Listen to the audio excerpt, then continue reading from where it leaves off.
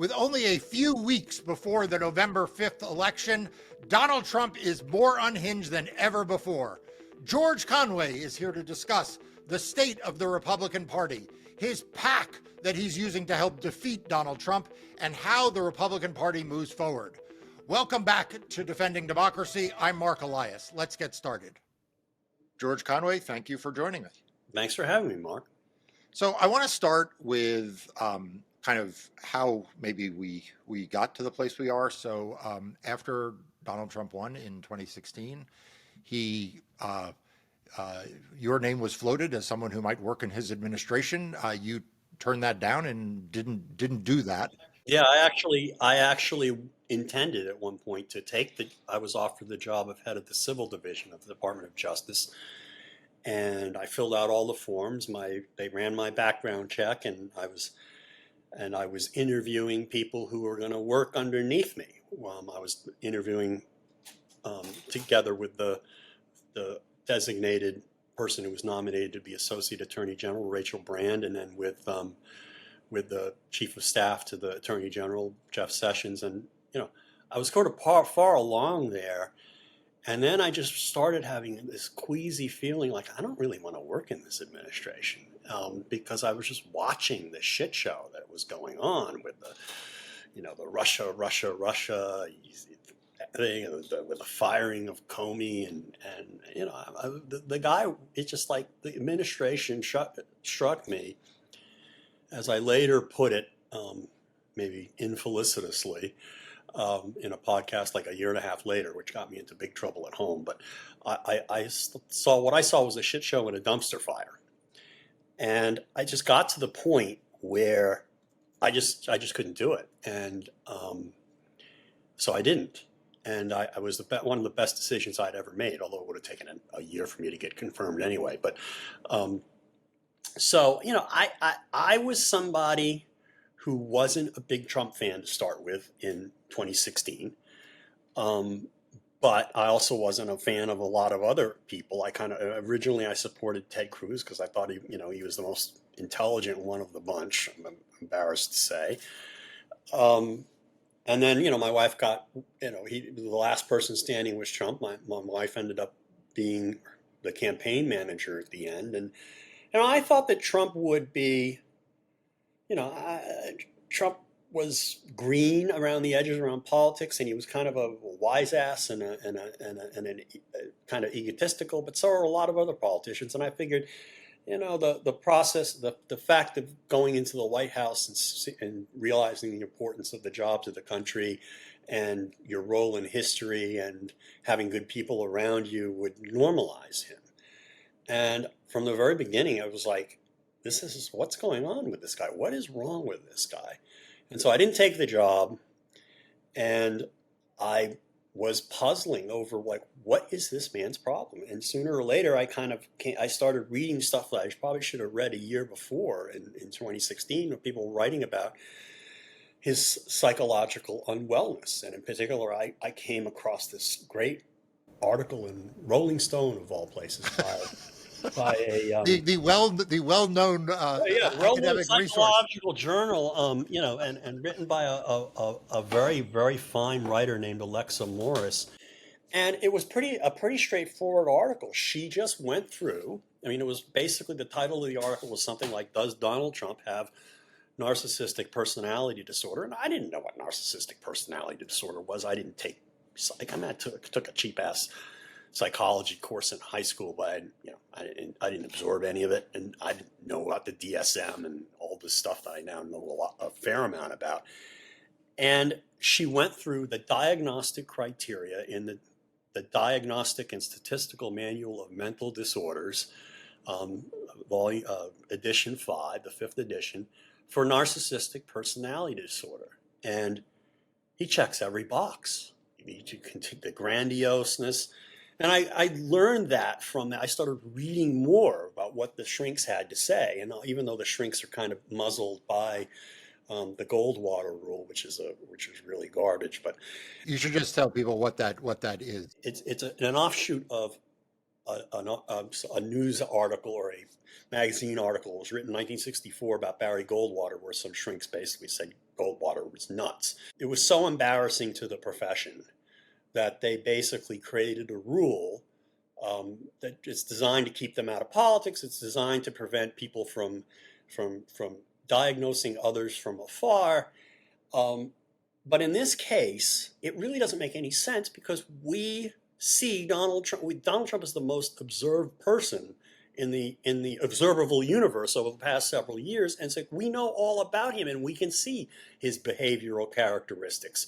You're much more capable of actually diagnosing somebody, and there's just no reason for it now, particularly with a guy like Donald Trump. In any event, it just became apparent to me that he had both narcissistic personality disorder and antisocial personality disorder, which is basically the DSM's definition of sociopathy. He's a sociopath, and sociopaths are they're pathological liars, and they don't have any conscience or morality whatsoever, and they have no remorse, and they're continually breaking rules and laws and norms, and that's again, he checks all the boxes, and you only have to check about 3 of them out of the 5 or 6 criteria. And I came to that conclusion that he was basically unwell. And I wrote about it in the Atlantic in a piece that actually was published 5 years ago and a day. I mean, it was 5 years ago yesterday, because I'm a lawyer like you. I practiced a different kind of law. I practiced corporate litigation, a lot of it in Delaware, and I learned about fiduciary duties, and that's what we litigate over, whether people are breaking their fiduciary duties, people who are fiduciaries to others or fiduciaries to trusts. And the framers of the Constitution viewed public offices as trusts, as they should, and they viewed the presidency as obviously the most important office of trust. And precisely because he only cares about himself, and he's a pathological liar, and he checks all these boxes for these 2 psychiatric disorders, he is thoroughly incapable of holding and executing in a proper manner the office of President of the United States. He cannot put the Constitution, he cannot put the people, he is incapable of putting anything above his own personal interest.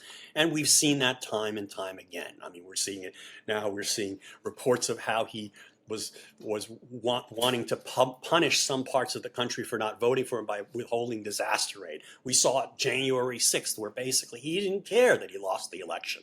We see it.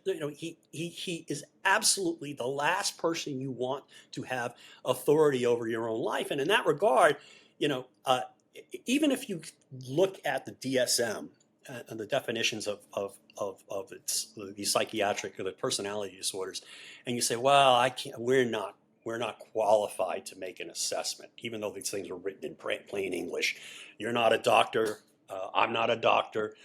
You see traits that you do not want anyone in a position of power over your existence, your life, your country to have.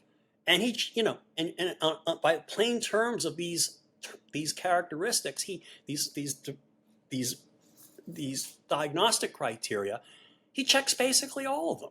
He's a sick man, and he's not somebody you want to trust with anything at all. You don't even want him running your ice cream stand. And so that's how I got into this whole thing. And it's been a bit. I think I've opened a lot of people's eyes to it. Particularly here in Washington. I think that the Atlantic article, which was 11,000 words long in 2019, got a lot of attention sort of among the cognoscenti. And you began to see people referring to Trump's narcissism on television and in newspaper op-eds, but the press is still terrified of going there.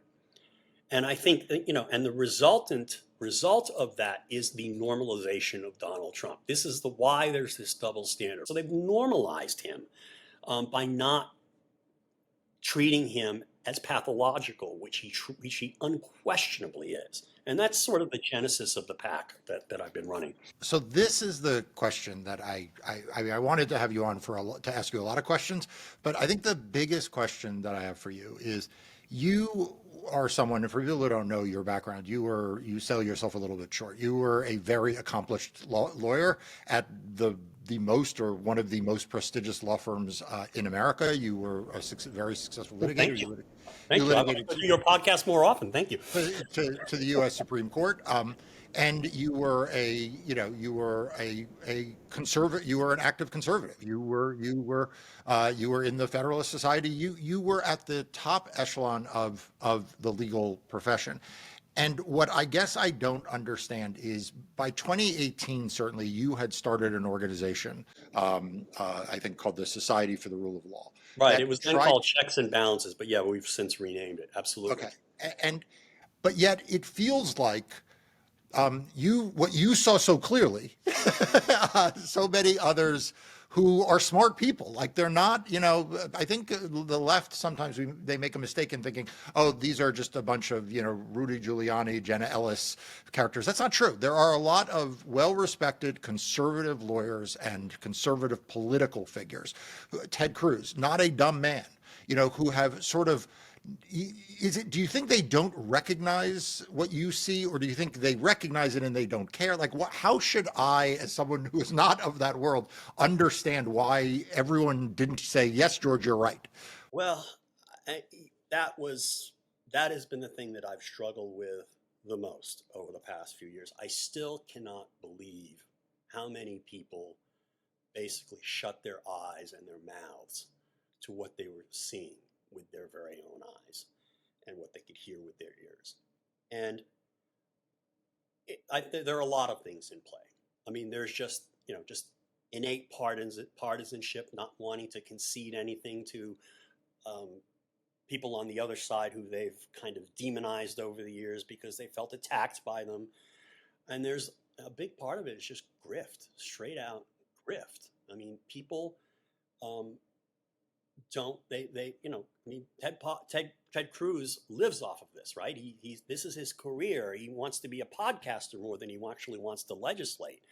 You have all these political types like Cruz and others who basically they want to keep their jobs, and they realize they can't keep their jobs in public life as senators or congressmen or whatever unless they basically keep their mouths shut about Donald Trump and pretend that he's okay. And it's a big money machine. You look at Fox News, all right? Fox News, we saw the emails that and texts that they sent to each other on January 6th, 2021. They knew he was crazy. They were trying to figure out how to talk him down, like Hannity. We've got to talk him out of this stuff. They know he's nuts. But they make too much money off of it. And then there's also social pressures, to come out. I mean, I know a prominent federal judge who helped another federal judge get confirmed. They're both conservatives, and they ran into each other at some kind of at a wedding or something, and one of them became a prominent never Trumper. I won't say who it is. You might be able to figure out who it is. And they ran into each other, and the sitting judge wouldn't give the former judge the time of day. It was really, really kind of, there's a lot of different things going on. And my intention, one way or the other, after this election is over, is I want to write about that. I want to understand. I mean, I'm going to write a book because it'll cover Trump's disorders and how they related to the operation of the republic in our political system. But why everyone went along with that is the thing that bothers me the most. And and I saw it up close and personal. I mean, I saw it with my ex-wife. I just do not understand to this day the willingness of people to be, to go on television with him and treat him like he's a normal human being, and that he's somehow good for the country. And I know they all know better. Okay? I think a lot of these people want him to lose, actually. And yeah, but they don't want to have their fingerprints on it. So it is just it is the most disturbing and, for me, dismaying and I feel like I was just naive. I was just naive. I mean, I was naive both about Trump, that I didn't think our system could generate somebody this bad. And I couldn't believe that our system wouldn't immediately spit him out if he were that bad. And the reason really is because I couldn't believe that so many people were basically so craven and cowardly or so corrupted that they wouldn't speak out. And that to me is, it remains shocking to me. Now, I concede it was easier for me than for a lot of others.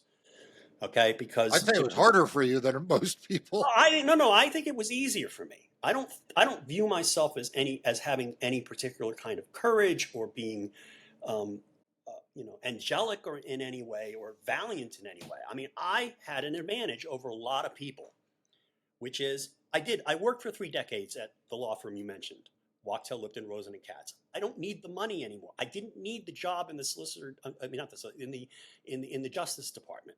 I didn't need that job. I don't need a job. I was well off enough that I gave $1 million to the Harris campaign, and put some money in a PAC. My kids don't necessarily like that because it's coming out of their inheritance. But one thing they can inherit that I really want them to have is a democracy. So I had that advantage of being, it's what in New York they call it, with bankers, they retire, investment bankers retire at 40 or 45 or whatever, and it's called fuck you money. Well, that was, I had the advantage of having fuck you money. And that, but still, I do not understand, even, I don't understand how people can look themselves in a mirror, even if they don't have that kind of advantage. And a lot of those people really do. I mean, you look at I'm going to single somebody out because I think I respect them, but I look at a guy like Dan Coates. Okay. Really good guy. And he knows, and you can tell he knows exactly how bad Trump is. Okay. And where is he? Where is he? All these people who and you look at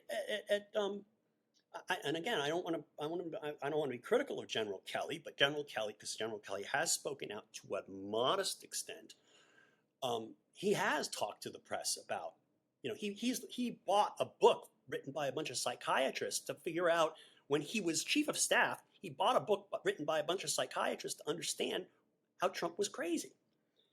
And he's told that story, and he's told the story about Trump saying that our honored dead in Normandy cemeteries were suckers and losers. He's spoken out, but he should be out there more. And he's got nothing to lose at this point. Okay, he's got a pension, and I don't understand.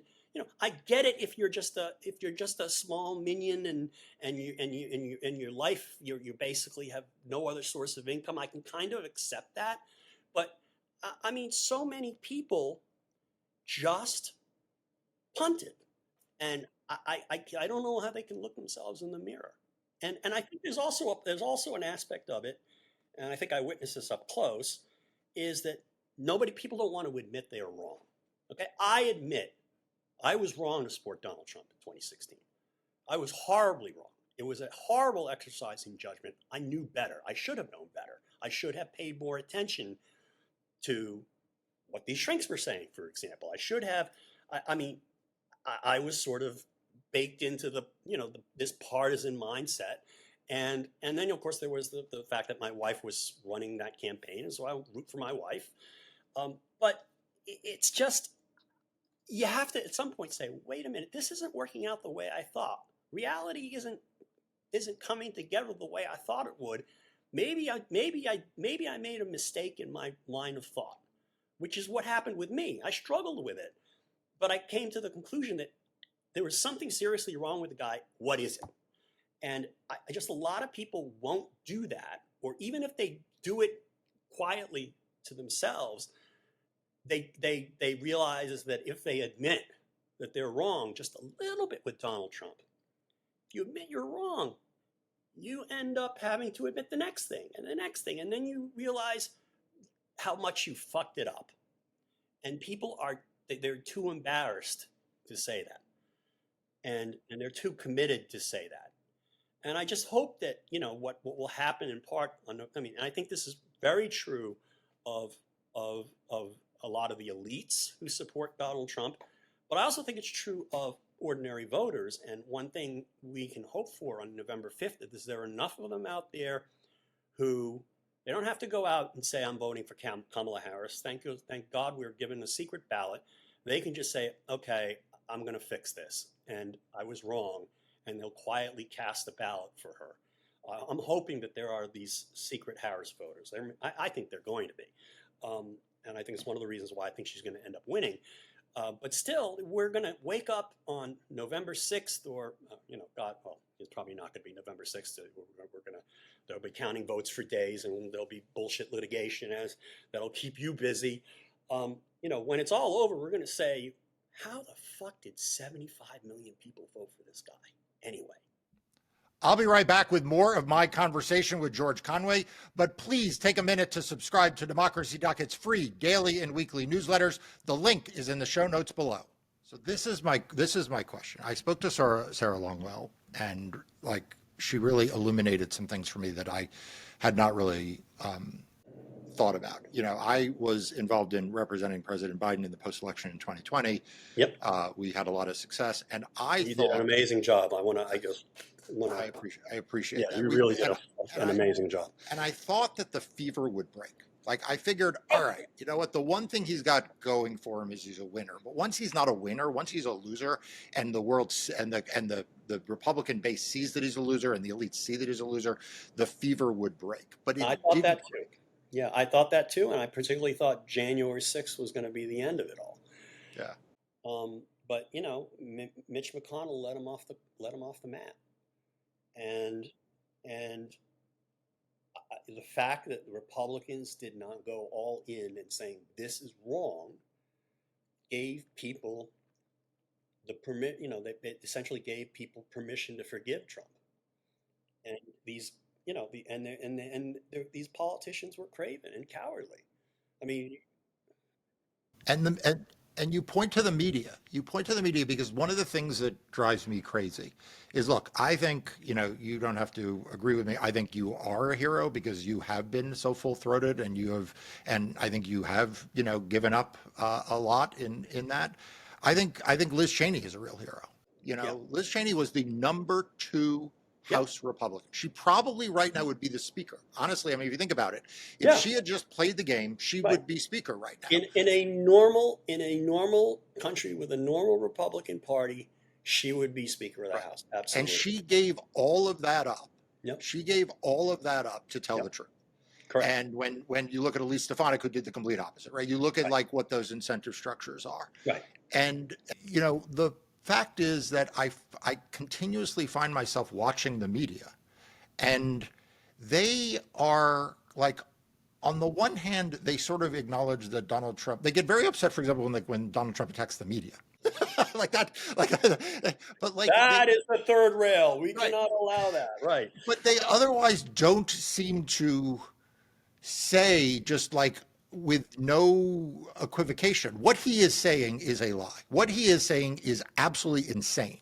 It is insane that he is giving talks about Hannibal Lecter. It is insane that he is talking about electric boats and sharks. Insane that he said that the 70,000 or 80,000 people who went to Kamala Harris's rallies the week after she became the nominee, they were all fake, just artificial. Precisely.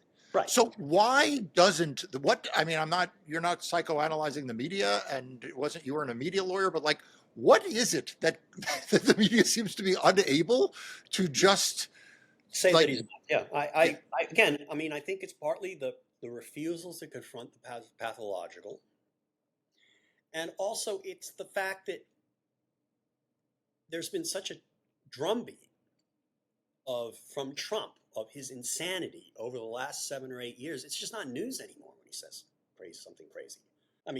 Just pick anything he says on any given day, and if anyone else had said that, it would be the end. And he gets away with it because people have become inured to it. And it's a concept that psychologists and I think that psychologists call malignant normality. And I if you want to want to understand malignant normality and how it sort of watch the movie Downfall. I always urge people to watch the movie Downfall. This was a German movie about 15 years ago. It's subtitled in English, and it was basically about the last 10 days in the Führer bunker. And it's like, I remember I was watched that movie over and over again during the Trump years, thinking like, this is what's going on when my now ex-wife goes to work. They just live in their own world and they treat him as normal, and and everybody else on the outside is attacking them, and it says there's just a very weird culture, and that's malignant normality, when the completely abnormal and the pathological and the dangerous become accepted because you're used to it. And that's one of the that is one of the problems we've got with Donald Trump, is that people are used to it. And even if he loses, and even after he loses in November, we're going to have those 70 or 75 million people who still thought it was okay and normal. And I despair at that. But at least we will overcome the immediate danger. Yeah, so you started Psychopath, which is like an unbelievable name for a PAC. The Anti-Psychopath Political Action Committee.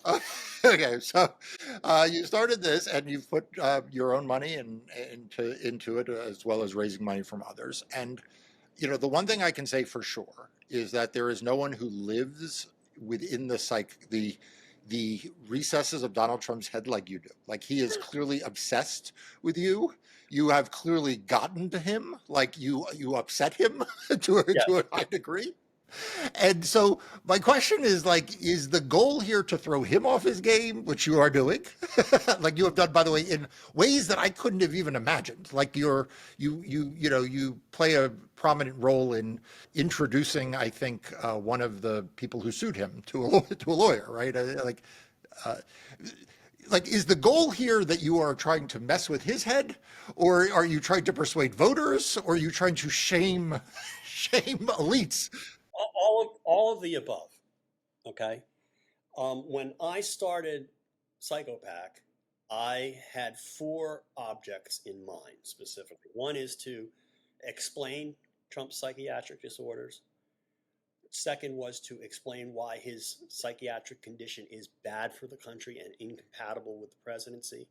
The third is to get the media to start talking about him in terms of his pathologies and not normalize him. And the fourth was to trigger him into manifesting those traits, so that then you create kind of a vicious cycle where you say he's nuts, and then he does something nuts, and then you say, I told you so. And definitely achieved the fourth. Like, you trigger him to be more psychotic. Right, but the fourth one has a corollary to it. I realize now. But one of the things I wanted to do, and I hope I had something to do with it. It doesn't matter whether I had something to do with it. It makes me feel better that if I did, is to get other people to do it. I mean, I said 4 years ago, there's a tweet laying out there somewhere where I said that the Democrats should be hiring, in 2020, I said the Democrats should be hiring a panel of shrinks, basically, to figure out how to drive Trump nuts, and that it would pay off. And I've said it for the last year. I started beating that drum again. I mean, I was at an event held by it was a Stop Trump Summit held by the New Republic about a year ago. And I basically said, one of the keys here is to drive him nuts. He can take the criticism. You poke him exactly where, and it will throw him off. And that's what I got to say. I mean, they started doing it during when the president was running, a little bit, but they've really run with that since Kamala Harris became the presumptive and then actual nominee. They really, it was marvelous. I thought the way they have been, what she did during that debate, that was intentional. She was trying to provoke him into talking about things he doesn't want to talk about. he shouldn't want to talk about. He can, his handlers, Trump's campaign people have a big problem with him. One, the fact is you can manipulate Donald Trump. He's very easily manipulable. Ask Vladimir Putin, but you can't control him. Ask anybody who worked in his White House or anybody who's working right now on his campaign, and you can basically manipulate him into doing things that are against his interest. And then he even gets defensive about that. I mean, people were talking about how Vice President Harris laid all these traps for Trump at the debate by criticizing him on certain things, and he can't help but to respond and get defensive about crowd size and whatnot. Just the other day, he was saying, people say Kamala Harris laid a trap for me. There's no trap. I did not fall into a trap, blah, blah, blah. As he is jumping back into the trap. He cannot help himself. I mean, he is so incapable of focus on things that actually should matter, the things that he should be talking about, although, he's going to lie anyway when he talks about these things. He is so psychologically unfit that you can just fuck with him the way I've been doing with these ads, and thank goodness the way the Democrats have been doing it. I mean, I would have thought 8 years ago that you would see Barack Obama on national television at the Democratic National Convention making this gesture about crowd size. Okay, that was designed to fuck with the guy, and it did, and it worked. It's still working because he's talking about, he can't stay on message for a moment. He just as soon as you sort of lob an attack on him about something he's sensitive about, and he's sensitive about a lot of things: his popularity, his losing that 2020 election, his intellectual capacity, his cognitive ability, and whether or not he's suffering from dementia. All of these things are swirling around in his head, and he can't read from a fucking teleprompter as a result. Even his own convention speech, his acceptance speech, wild. Wild. He was okay for like the first 20 minutes because he was following the prompter. Right. And then people saw, wait a minute, the prompter's not moving and he's making no sense. And he did it for another, 45 minutes to an hour. Okay, he can't help himself. He completely lacks self-control. He exists in this state of narcissistic rage, and he should be in no position of authority to affect anybody's lives. He should be in prison, actually. But in your non-psychiatrist expert opinion, your lawyerly opinion, it feels like he's getting worse.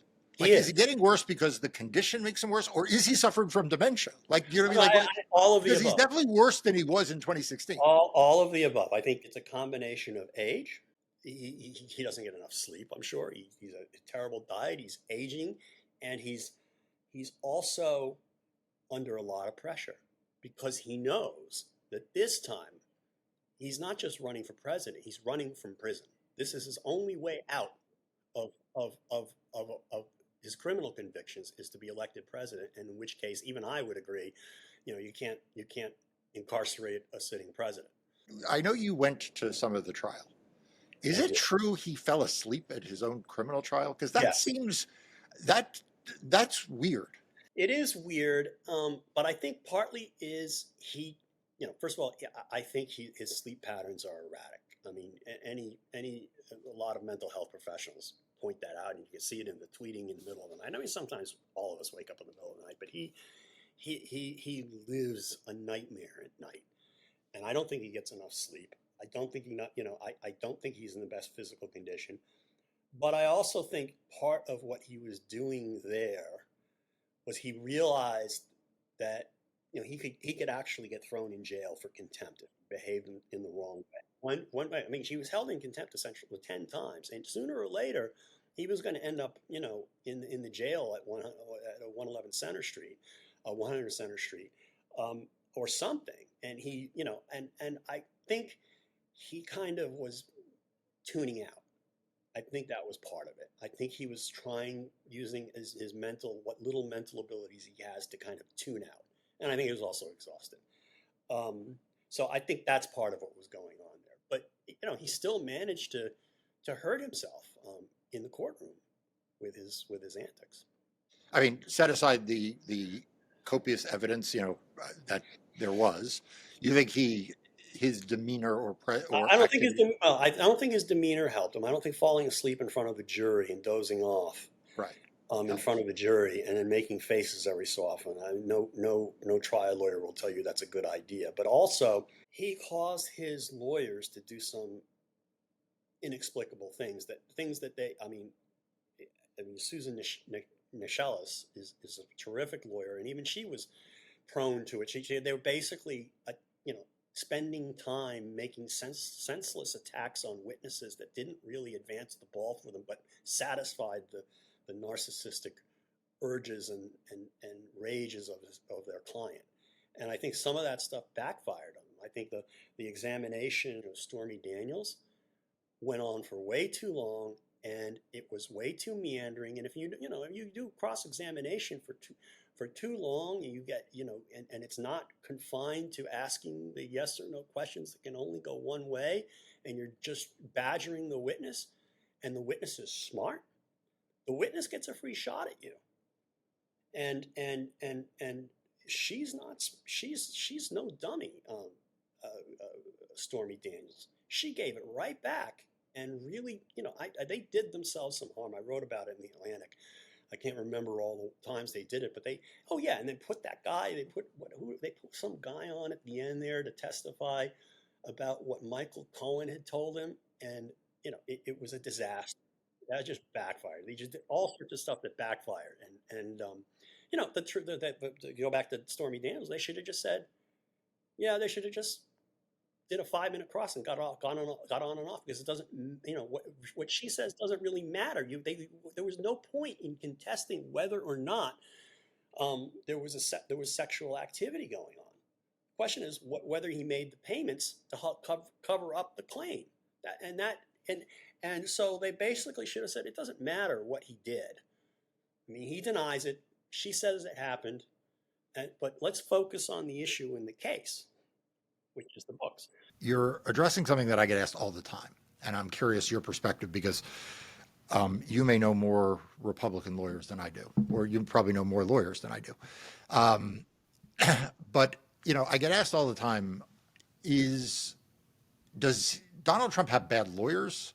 Does he have bad cases, or does he make good lawyers make marginal cases bad? So what I say is that, Rudy Giuliani and Jenna Ellis and Sidney Powell were ridiculously not good lawyers, but that he actually has, on paper, some of these lawyers seem to be very qualified lawyers, and I think Donald Trump's making them worse lawyers. But I'm curious what your take on that is. It's exactly what you say. First of all, he's the worst client in the world to have. Okay, he doesn't follow your instructions. Or maybe if he follows them, he only follows them for a few minutes, and then he goes off and does something stupid. He doesn't pay his bills.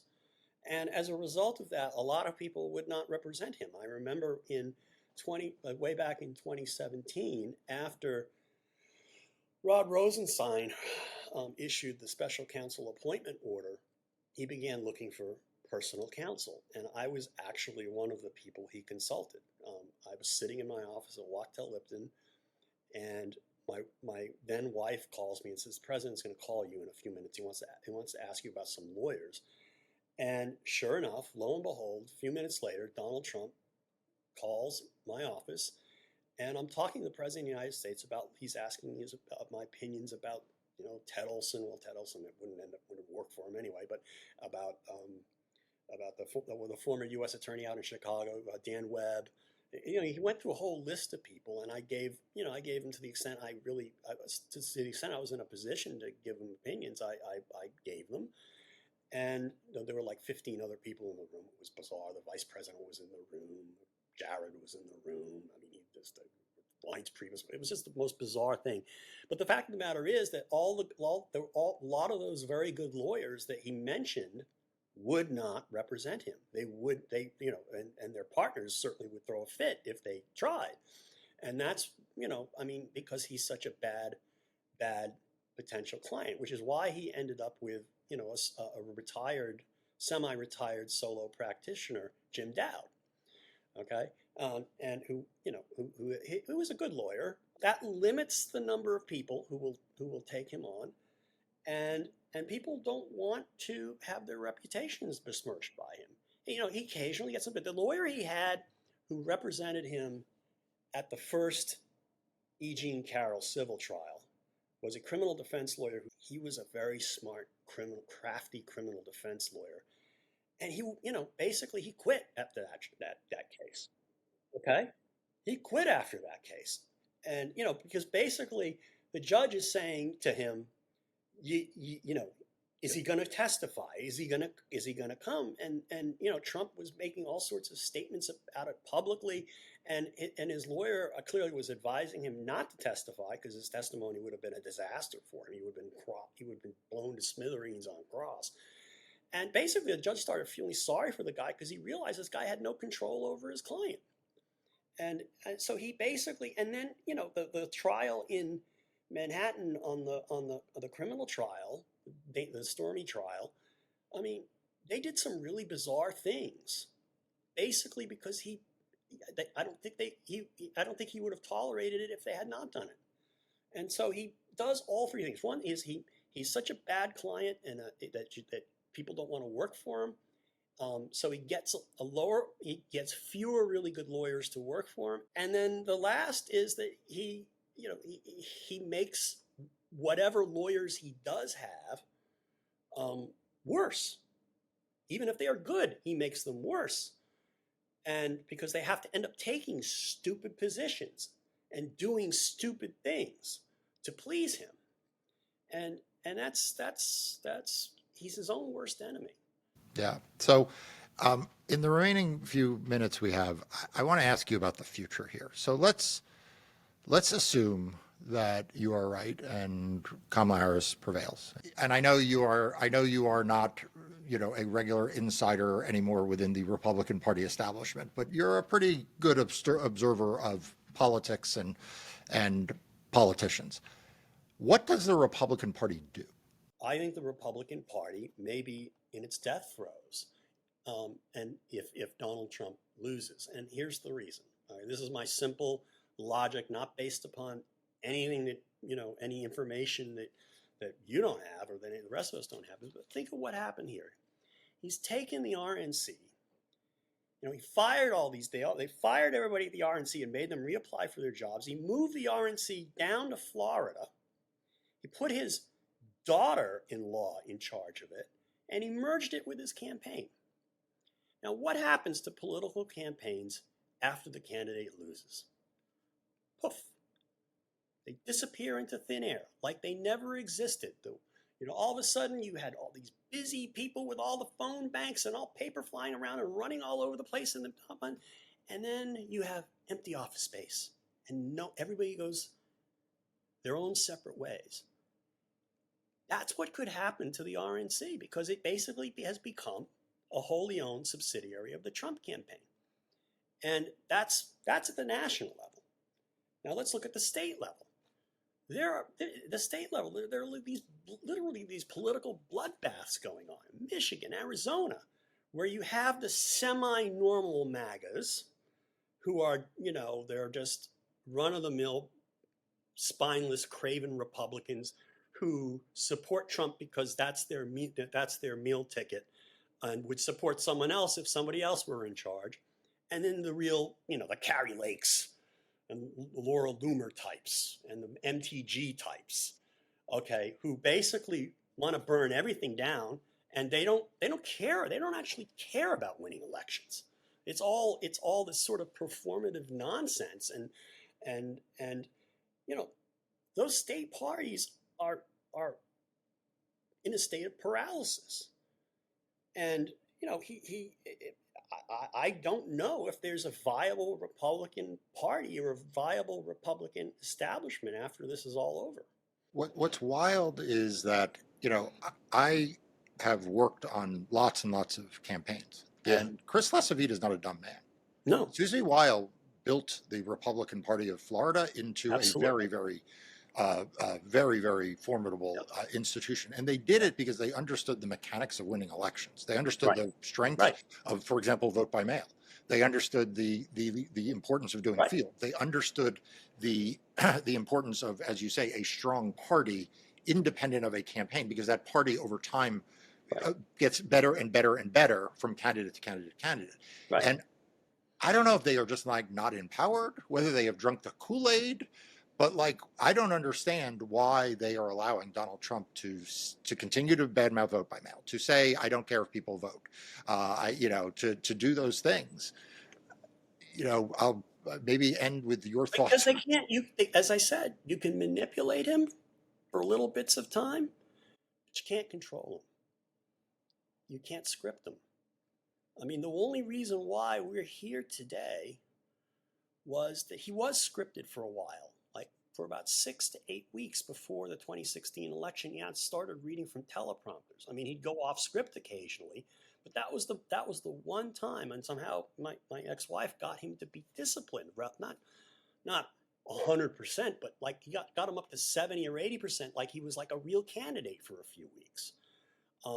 That never happened again, and it's not going to happen now, because what happened is he became, his egomania got in the way. I mean, he didn't really expect to win in 2016, and then after he won, and was president for a year, he began thinking like, I'm smarter than everybody else. Trump thinks that he's the genius that won the 2016 election, and that he's such a genius, he doesn't need to listen to anybody else. And he'll listen a little bit here and there, and he'll take some things here and there, but he doesn't want to be told that he's wrong or that he's fallible and that he's made mistakes. And that's the problem you have when you're trying to get Trump to do something, as LaCivita and Wiles are certainly have been trying to do, is that when you start being a nag to him, he tunes you out. And you're telling him, you got to stick to this. Don't talk about Hannibal Lecter. Somebody must have said that to him. And what he does is he goes out. If you say, don't talk to about Hannibal Lecter, he'll go out the next day and say, they're telling me not to talk about Hannibal Lecter. And then he starts talking about Hannibal Lecter. And I have a theory about what happened with, this whole bit about I'm a protector of women. I think, he saw some numbers. It was pointed out to him that he's doing shit poorly among women by 20 or 30%. As bad as anybody ever has, and he needs to shore up the female vote. And then somebody must have told him, look, the women will support you if they perceive you as a strong and stable leader. They want somebody to protect them. Okay, they like that in a leader. Okay, somebody probably said something just like that to him, and then he goes out and says, "I will be your protector." Right? And this is like, no, that's not, you don't say it that way. Okay, you don't do it that way. That's the dumb way to do it, because it, for the obvious reasons, it makes him look like a fool and makes him and sort of raises all the sex stuff. It's just like, and I think that's what happened. I think somebody in particular went down there, I won't say who, and talked to him, and then he garbled it. I think it's just like how he got to talking about injecting disinfectant and shining light into people's bodies to get rid of COVID. They briefed him just before that presser, those daily pressers, that fateful one of the last ones he had. And they said, some scientist type said, they're doing research into whether or not you can clean off this table with Lysol, and will that kill the COVID virus, or can you shine a UV light onto the table to kill? And he garbles that in his inadequately staffed brain to, it's a therapy for human beings. We'll just inject them with Clorox or something. And that's he can't help himself. His brain is warped, and he garbles everything. And at the same time, you can't tell him, sir, you've garbled that. Sir, you didn't win any. People have been pointing this out for years. You never won a Man of the Year award in Michigan, sir. You can't tell him that. Sir, don't talk about Hannibal Lecter. You tell him that, and basically, he is like a 5-year-old kid with, well, actually, not even that. You tell him not to do something, and there's this oppositional defiance where he goes out and does it. And that's sort of part of, I think, what the Democrats are doing now, and what I've always urged people to do is you get into his head, and he's going to garble it and fuck it up some way. And that's why he's completely unmanageable. It isn't Susie Wiles' fault, and it isn't